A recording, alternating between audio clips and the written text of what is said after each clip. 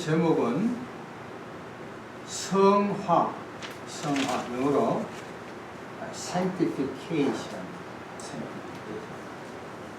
2주 전에 제가 구원의 황금골이라는 제목을 가지고 어떤 한 사람, 자연인, 예수를 믿지 않는 불신자가 어떻게 예수를 믿는 데 대해서 5가지 연결고리가 있다고 말씀을 드렸습니다. 첫 번째가 예지입니다. 예지.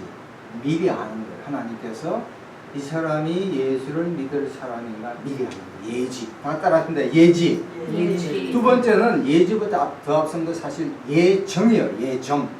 신학적인 많은 논쟁이 있는데 따라합니다. 예정. 예정은 하나님이 미리 택했다는 거예요. 그러면 어떤 사람은 택하고 어떤 사람은 택하지 않냐? 우린 몰라요. 제가 그랬죠? 지나가 보면 이 사람이 믿을 사람이구나 알 수 있는 거예요. 야곱은 왜 하나님 택하고 해서는 버렸냐? 야곱을 보세요. 인간적으로 보면 문제가 많은 사람이 그러나 그 마음속에 하나하나 뜨거운 열정이 있다는 거예요. 영적인 것을 귀하게 여기는 마음. 그 다음에 세 번째는 따라합시다. 부르심. 부르는 거야. 부르심은 2가지입니다. 일반적인 부르심이 있어요. 우리가 전도해보면 모든 사람을 다 불러요. 두 번째는 유효적인 부르심이 있어요. 우리가 전도해보면 믿지 않을 사람 가운데 믿고 꼭 믿을 사람이 안 믿어. 어떻게 하냐? 하나님이 그 사람을 향해 믿도록 성령께서 역사하십니다. 그 다음에 중요한 게 다 같이 의화. 칭의라고 합니다. 우리가 예수를 믿는 즉시 어떻게 됩니까? 의롭대요. 별의별 일을 하더라도 예수 믿으면 하나님 입장에서 마치 법정에서 죄가 있음에도 불구하고 죄 없다고 선포하는 게 이게 의화, justification. 마지막에 뭡니까? 영화. 따라하겠습니다. 영화. 거룩해져서 완전히 glorification. 예수님께서 하늘나라에서 이제 구름 타고 이 땅에 오실 때 우리 모든 성도들이 무덤에 있는 사람이 일어나고 또 우리 살아있는 사람하고 같이 완전히 거룩의 완성판입니다. 5가지 따라합시다. 예지, 예정, 부르심, 의화, 영화. 자, 그러면 오늘 본문 보세요. 의화와 영화 사이에 이게 바로 그 다음이 성화예요. 학자들이 바울이 그렇게 똘똘한데 왜 성화를 넣지 않았느냐, 여러 가지 학설이 있지만 대체적으로 이제 로이드 존스라는 이 목사님의 견해가 아마 그럴듯한 것 같아요. 절대적인 게 아니고, 우리가 의화라고 칭의라고 예수를 믿는 사람은 의롭다고 선포했죠? 그러나 그 순간부터 뭐가 이루어져요? 성화가 이루어지는 거예요. 그동안에 시험이 있고 유혹이 있고 하더라도, 교회를 왔다 갔다 하더라도 하나님이 선택한 사람은 반드시 그걸 알아요. 잘못을 범한 사람 굳이 지적 안 해도 어떻게 알아요? 어린애들도 자기 잘못을 안다니까. 교회에 안 나온 사람, 시험에 빠진 사람, 유혹에 빠진 사람은 자기가 안다고. 주일날 오늘도 안 나온 사람은 누가 알아요? 목사가 얘기해도 자기가 알아. 찔림. 내가 다른 교회에 있으면 내가 이 자리에 안 있는데 하고 다음 주 또 나온다니까.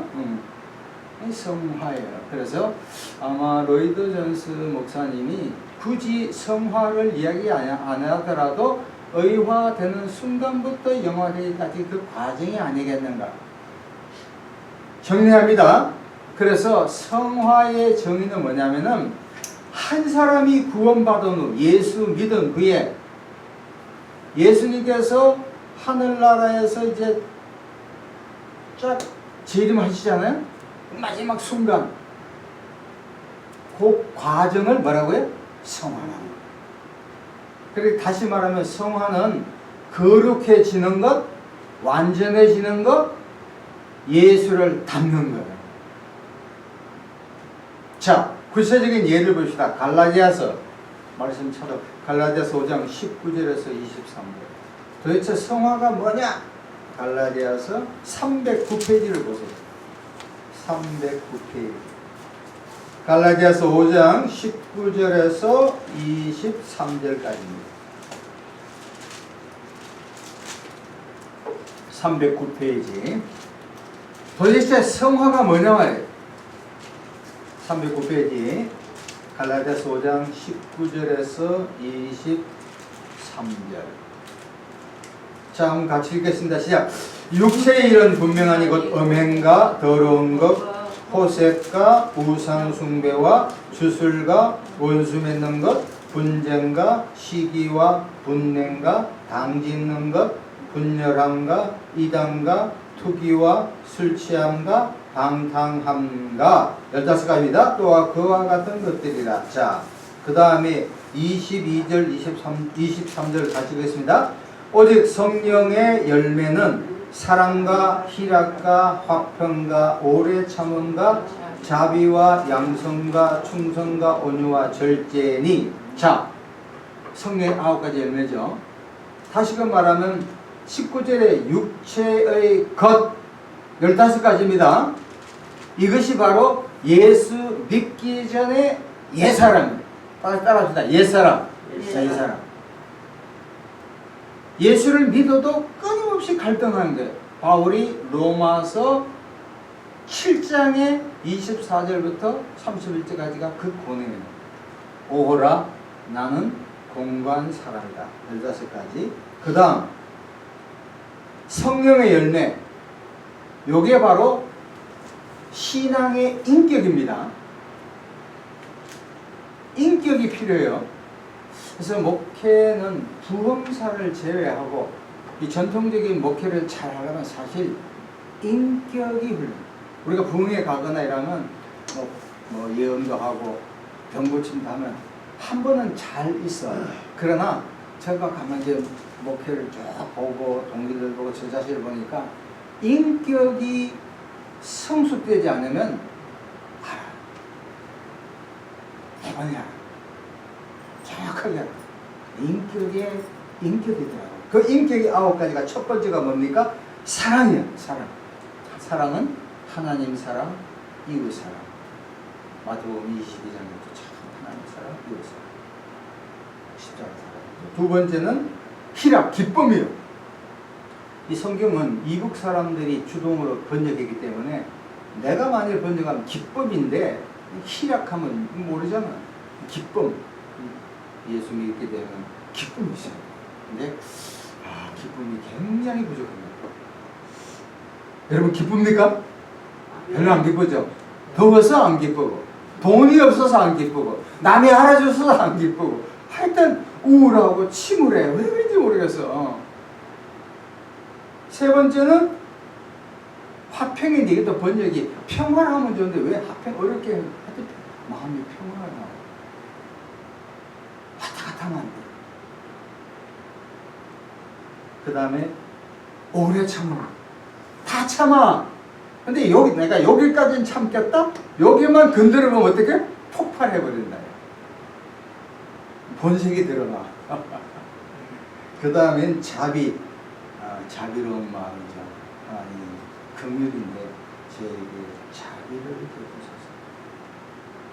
그리고 나서 양선. 착한 일 많이 하는 거예요. 그리고 충성. 이 충성은 영어로 보면 faithful인데 신실한 거. 이게 어떤 신앙생활 해보면은 변함없는 게 진짜 신앙생활 좋아요. 교회를 택했으면 끝까지. 교회가 문 닫을 때까지. 근데 우리는 여기 갔다 저기 갔다 좋은 교수는 뭐 인정받으면 왔다 갔다 하잖아. 나쁜 건 아닌데 신실해. 하나님이 옮겨줘. 하나님께서 물건 주고 영권 주실 줄로 믿습니다. 하나님이 끝까지 기다려요. 옛날에 믿음 목회를 하다가 답답해서 회장가 나왔어. 총장이 야 하나님이 인정해 줄 때까지 거기서 기다려야 되는 게 뭔지. 내 알아달라고 명함에 앞뒤에 가득 쓴 사람 치고 제대로 된 사람 한 사람도 없어요. 명함에 경력 많은 사람 치고 제대로 된 사람 한 사람. 뭐 예수님이 바울이 명함을 만들었나? 명함은 자기 자랑이 아니라 남의 나를 인정해야 진짜지. 내가 이렇게 잘나서 감수면 잘난 사람 한 사람도 없어. 온유! 참 온유가 힘들어요. 시편 37편에 온유한 자는 땅을 사업 잘하는 사람, 기업체 운영한 사장 수준이 아니고 전부 한국 오면 전부 사장이야. 회장은 대다수가 온유한 사람이에요. 그런 사람이 물품을 주시더라고요. 마지막에 절제, 셀프 컨트롤, 가장 어려운데 자기 통제. 그러니까 이 9가지 열매가 하나예요. 그러니까 우리가 사랑부터 절제까지 한번 보세요. 저와 여러분이 작년, 5년 전, 10년 전, 20년보다도 이게 바뀌어야 돼요. 9가지가 다 100점 만점에 100점은 없지만 이 중에 우리가 잘한 건 있지만 약한 것이 있다고요. 약한 건 보완하고 잘한 건 더 풍성해야 신앙의 인격이 성숙될 줄로 믿습니다. 인격이.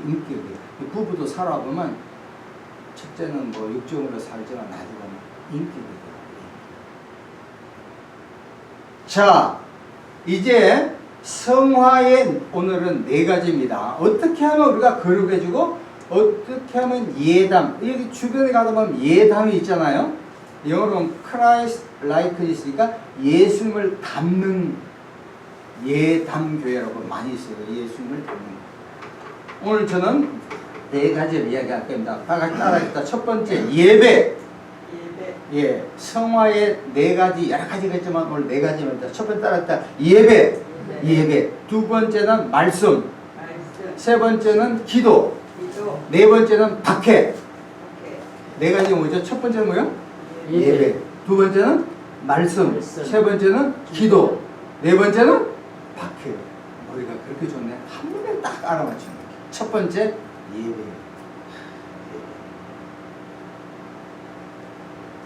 여러분 예배가 뭡니까? 예배가 뭐예요? 제사를 보면 알아. 제가 초등학교 때, 중학교 제사 지냈거든요. 그 제사 지내면 꼭 11시 해가지고 12시 딱 될 때까지 그때 애들 잠이 막 온단 말이야. 그때 부모님한테 혼나지. 정신을 못 차리냐고. 조상을 그렇게 섬길 줄 모르냐고. 압박가봐서 혼나기도 하는데. 마찬가지로 이 예배는 천지와 만물을 만드신 하나님께 뭐 하는 거예요? 절하는 거예요.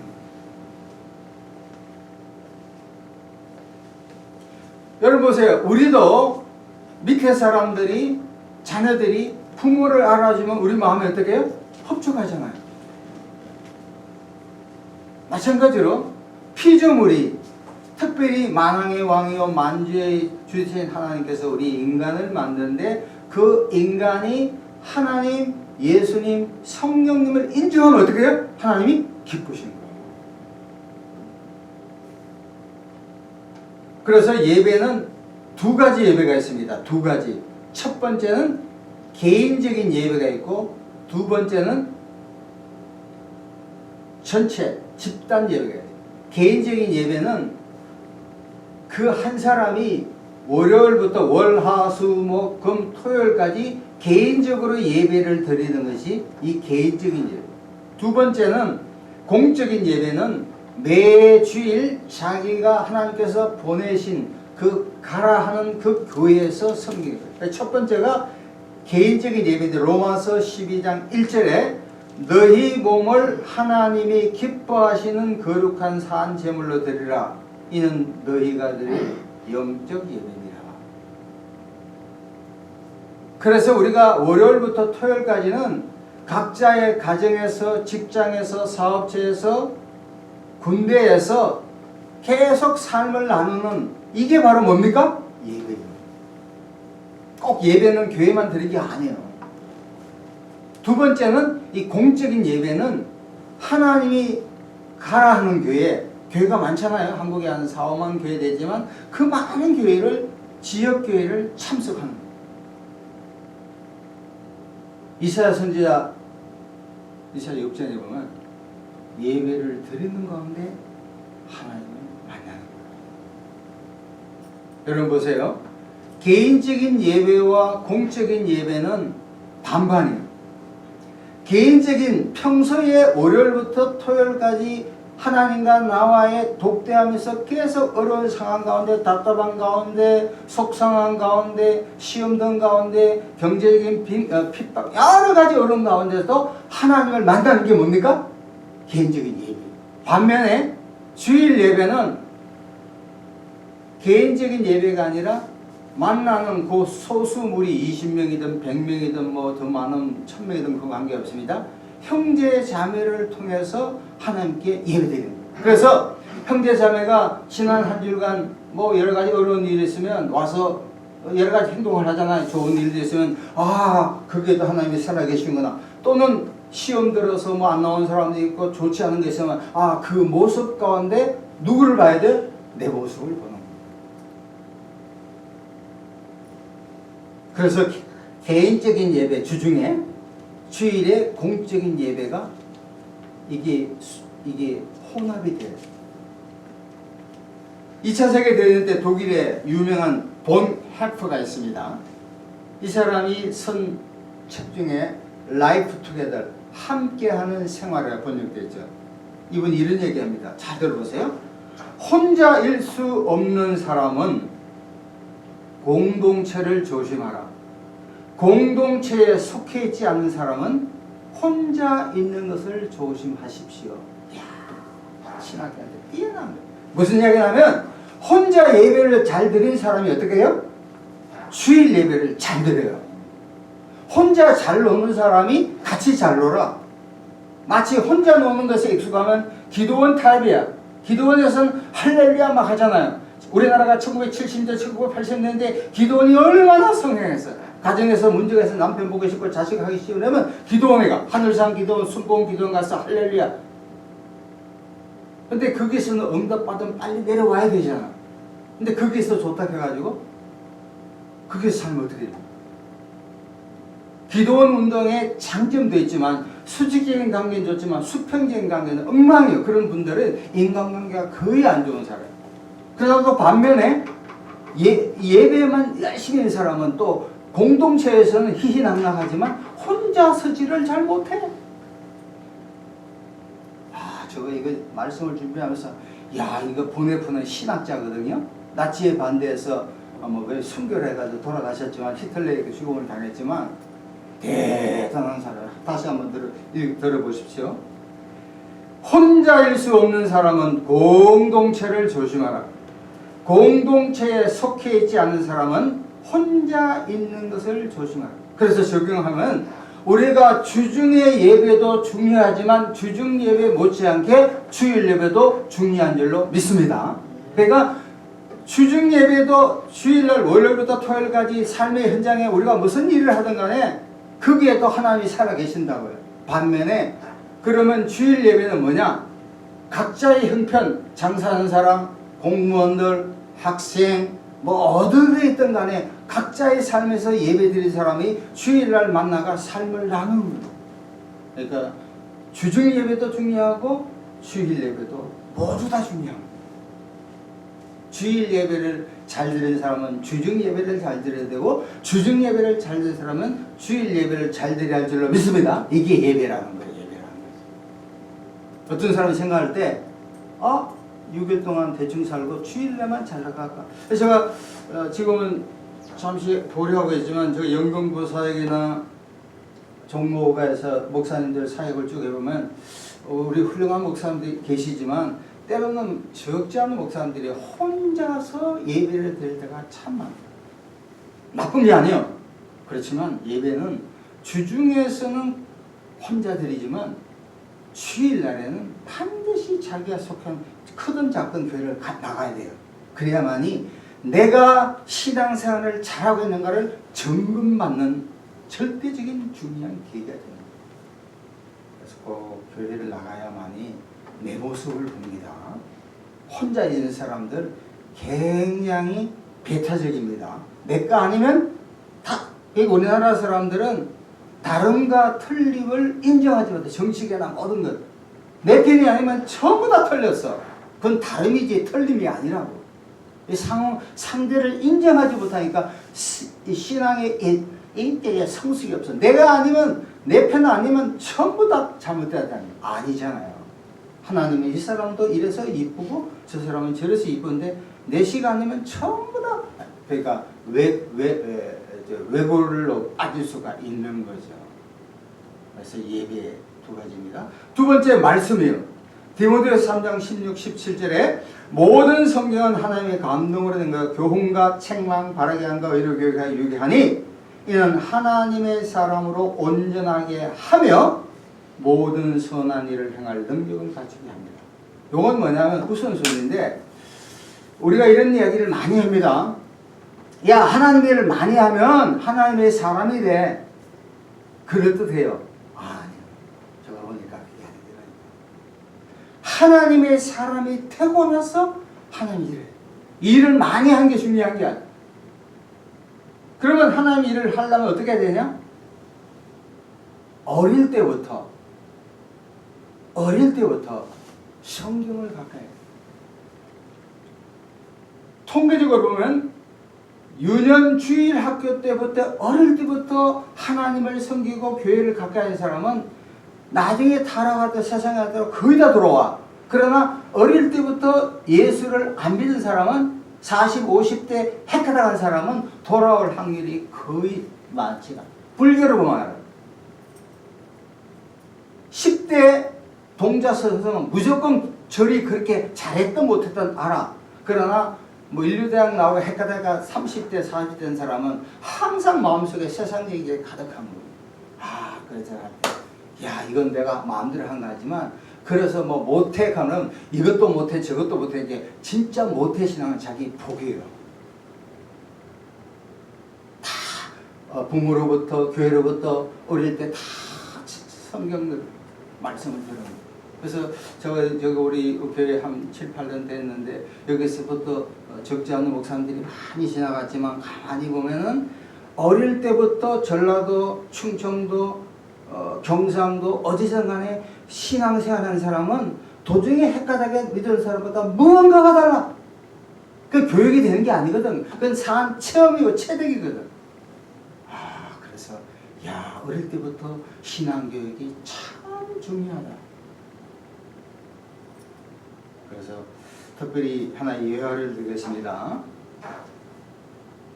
미국의 16대 미국의 대통령이 아브라함 링컨이 있습니다. 이분은 초등학교를 한 2학년밖에 안 됐지만 연설도 잘하시고 내용이 풍부해요. 그 이유 중에 하나가 뭐냐면 변호사도 했습니다.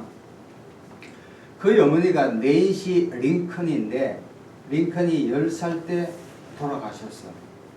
그러면서 그분이 자기 아들 링컨에게 유언을 남겼어. 딱 한 가지. 아브라함 링컨이거든. 아브라함아, 한 가지. 너는 지금부터 성경을 가까이 해. 그리고 하나님 사랑, 이웃 사랑을 하라. 책을 많이 읽어. 이 말씀이 아브라함 링컨에게 흔히 말하면 꽂힌 거예요. 책을 많이 읽어요. 그래서 보면 아브라함 링컨의 많은 연설문 보면은요, 셰익스피어 작품의 책이 내용이 많아요. 책을 읽은 사람은 다르다고. 그리고 늘 기도되지만 이 성경 말씀을 너무 가까이 하죠. 우리가 그거 한 적이 없지만 결국 숱한 실패와 좌절 가운데 미국의 첫 번째 정통관을 대통령이 되었잖아요. 그래서 우리 삶의 지옥을 해보면 우리가 늘 바쁘지만 아침에 잠언이든 복음서든 성경을 가까이 읽어서 하늘로부터 오는 영의 양식을 받아서 영적으로 충만하기를 축원합니다. 자, 세 번째 기도입니다. 기도. 골로새 4장 2절에 기도를 계속하고 기도에 감사함으로 깨어있으라. 우리가 말씀이 많이 들어가더라도 우리가 기도를 하지 않으면 무언가가 채워지지 않아. 그 하나의 예가 사도행전 16장에 사도 바울이 복음을 전하는데 드로아에서 자기는 비두니아로 아시아 쪽으로 갈라디아 쪽으로 복음을 전하기 원해. 아시아 쪽으로. 근데 성령님께서 그건 아니야. 앞서 말하면 갑바도니아 첫 번째 빌립보 교회 유럽 교회인데 이쪽으로 옮겨라. 여러분 보세요. 우리가 아무리 말씀이 충만하더라도 이 우리는 영적인 싸움이거든요. 영적으로 기도를 해보면 노선이나 행선지나 선택의 여지가 확실히 바뀝니다. 그러다가 막 방언으로 기도하고 막 소리내 하는 것도 중요하지만 우리가 말씀을 안다 하더라도 기도해보면 어떤 문제를 가지고 마음이 편안하면, 마음이 편안해지면, 마음이 구해지면 그게 응답인 줄로 믿습니다. 네, 기도를 많이 해요. 마지막으로 박해요. 박해.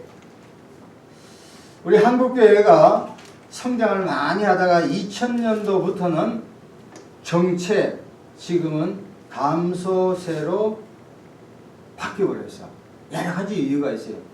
외부적인 요인도 있지만 주로 교회가 세상 사람들에게 교회답지 않으니까 우리 뭐 얼마 보면 문제투성이요. 그게 첫 번째인데 무슨 이야기냐면 많은 사람들이 이런 이야기 합니다. 1960대 70대에 대해서 교회 오면 복 받는다. 교회 오면 집을 산다. 그래서 뭐 집 사라고 걔가 집 사라고 그러고 뭐 하여튼 교회 와서 복 받지 못하면 잘못됐다. 맞아요. 한국 교회나 한국 사회에 이렇게 부흥이 됐다고. 그러나 세상의 물질적인 복만이 복이 아니잖아요. 내가 만일 한 달에 200만 쓴다면은 사실 최소한 부부가 서울에 살려면 250만 원인데 사실은 저도 보니까 250만 원 쓰든 500만 원 쓰든 5천만 원 쓰든 사실 똑같다고. 내가 강남에 사느냐 신월동에 사느냐 물론 그쪽이 좀 좋은 점도 있어. 교통도 좋고. 그러나 여기도 편한 거는 많거든요. 서서울 공원도 있죠. 좋은 사람도 죄송합니다. 없는 사람이 더 인간적이야. 그래 안 그래요? 있는 놈들 더 깍쟁이야. 자기 권리를 주장하고 뭐 그게 중요한 거 아니지만 그렇다고 해가 주님이 딱 하늘에 오시면 강남 사람만 쫙 올라가고 이쪽은 안 올까? 그냥 그렇게 생각해요. 가난한 사람들이 있어. 순수한 분들 많이 있어. 한국 교회는 어쩜 예수 믿으면 복 받는다 이러다 보니까 기복으로 빠져버렸어요. 물질적인 복에 빠져버렸다고. 그렇게 지금 돼서 치명적인 결함이라고 아니할 수가 없습니다. 마태복음 5장 10절에서 12절 제가 했습니다. 의를 위하여 박해를 받은 자는 복이 있나니 천국이 그들의 것임이라. 나로 말미암아 너희를 욕하고 박해하고 거짓으로 너희를 것을 모든 악함을 할 때 너희에게 복이 있나니 기뻐하고 즐거워하라. 하늘에서 너희의 상이 큽니다. 너희 전에 있던 선조같이 박해하여. 옛날에는 이 핍박이 됐는데 영어로 persecution인데 박해를 받겠지만 뭐 핍박이든 박해든 여러분 정리합니다. 무슨 이야기냐면 내가 예수를 믿고 보세요. 내가 예수를 믿고 물질적인 복을 받느냐? 내 자식이 잘 되고 뭐 유명대학 들어가고 연봉이 많고 그것도 중요해요. 그것도 중요하지만 사실상 중요한 것은 내가 예수 때문에 손해봐야 되는, 예수 때문에 욕을 얻어야 되고 예수 때문에 욕먹는 것이 진짜 그리스도인 줄로 믿습니다. 가치관이 바뀌어요.